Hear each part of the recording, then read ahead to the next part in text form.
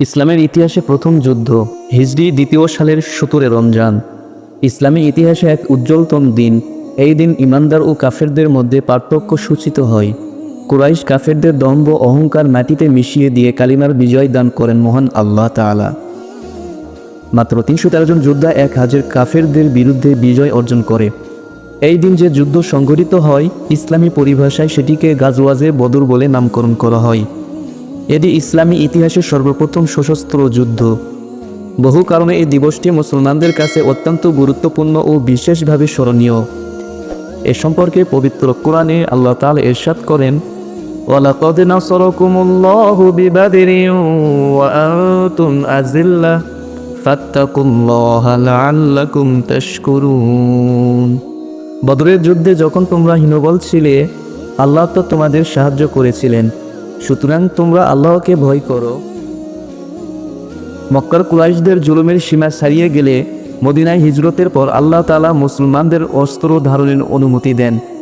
আল্লাহ তাআলা ইরশাদ করেন, যুদ্ধের অনুমতি দেওয়া হলো তাদেরকে যারা আক্রান্ত হয়েছে, কারণ তাদের প্রতি অত্যাচার করা হয়েছে। আল্লাহ নিশ্চয় তাদেরকে সাহায্য করতে সক্ষম।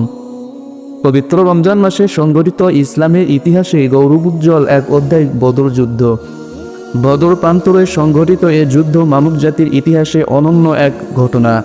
এটি ছিল অসত্যের বিরুদ্ধে সত্যের লড়াই, দাম্ভিকতার বিরুদ্ধে একনিষ্ঠতার লড়াই। মহান আল্লাহ এ দিনকে ইয়াউমুল ফুরকান আখ্যা দিয়েছেন। ইয়াউমুল ফুরকান বলে মূলত বোঝানো হয়েছে হক বাতিলের মধ্যে চূড়ান্ত ফয়সালার দিন। মহান আল্লাহ বদর যুদ্ধের দিন নবীজি সাল্লাল্লাহু আলাইহি ওয়াসাল্লাম ও তার বাহিনীকে এমন প্রভাব দিয়েছিলেন যে তারা সংখ্যায় কম হলেও শত্রুপক্ষ তাদের ভয়ে কাতর ছিল। পবিত্র কোরআনে ইরশাদ হয়েছে, যখন তোমার রব ফেরেশতাদের প্রতি ওহী প্রেরণ করেন যে নিশ্চয় আমি তোমাদের সঙ্গে আছি, সুতরাং যারা ঈমান এনেছে তোমরা তাদের অনড় রাখো। বদর যুদ্ধের বিশেষ মর্যাদার মধ্যে একটি হলো, এই যুদ্ধে মহান আল্লাহ ফেরেশতা পাঠিয়ে মুসলমানদের সহযোগিতা করেছিলেন। বদর যুদ্ধ ছিল ঈমানের মহাপরীক্ষা।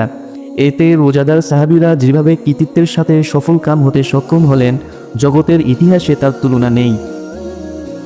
সাফল্যের অপূর্ব বিজয়গাথা ইসলামের ত্যাগের শিক্ষায় সত্য ও ন্যায়ের পথে মুসলমানদের যুগ যুগ ধরে প্রাণশক্তি জুগিয়ে আসছে। কিয়ামত পর্যন্ত বদর দিবস মুসলমানদের প্রাণশক্তি বৃদ্ধি করবে।